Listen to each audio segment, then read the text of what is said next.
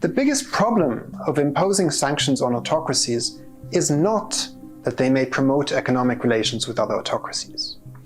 Much of the cost of sanctions is borne by the general population, and in autocracies, the government may not internalize this economic hardship or see it as a reason to change its policies.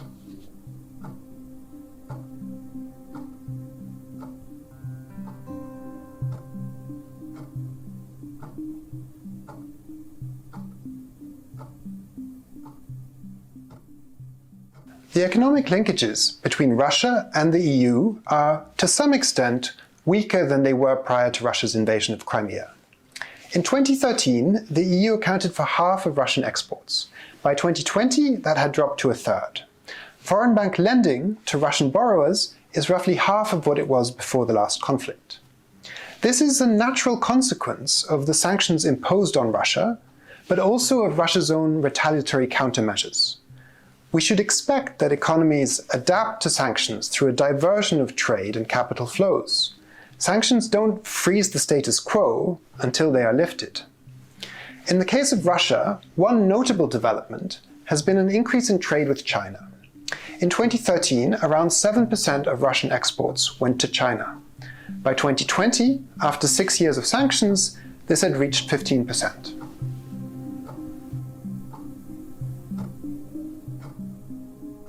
When you look at the countries that have seen the greatest increase in their trade with Russia since the last round of sanctions, it is true that most of them are not democracies. In addition to China, this list includes Uzbekistan, Egypt, the UAE, Kuwait, Iran, and Saudi Arabia. The share of Russia's exports that go to democracies and the share of its imports that come from democracies both dropped significantly in 2014, and these shares have continued to decline since. To some extent, this mirrors what is happening on the diplomatic side. The recent UN resolution condemning Russia's invasion of Ukraine was supported by 82% of the countries classified as democracies. Only 47% of non-democracies supported the resolution. This suggests that it may be harder to convince countries that are not democracies to participate in economic sanctions on Russia.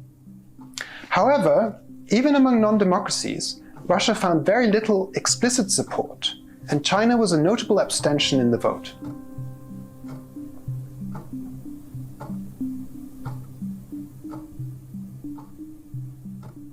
At present, this appears unlikely. Despite the shift in trade patterns since the last round of sanctions were imposed, democratic countries still account for more than half of Russia's exports and imports. More generally, trade between non-democracies represents less than 10% of global trade flows, and this figure drops to 3% when you exclude China. So it is unlikely that any country would be able to compensate for the effect of trade sanctions in this way. On the financial side, Russia may have even fewer alternatives. Chinese investments account for less than 3% of the FDI stock in Russia. The exclusion of some Russian banks from the SWIFT payment system had immediate effects on the Russian financial system, and it is unclear whether China's own cross-border payment system would be able to provide a viable alternative. The biggest problem of imposing sanctions on autocracies is not that they may promote economic relations with other autocracies. Much of the cost of sanctions is borne by the general population, and in autocracies, the government may not internalize this economic hardship or see it as a reason to change its policies.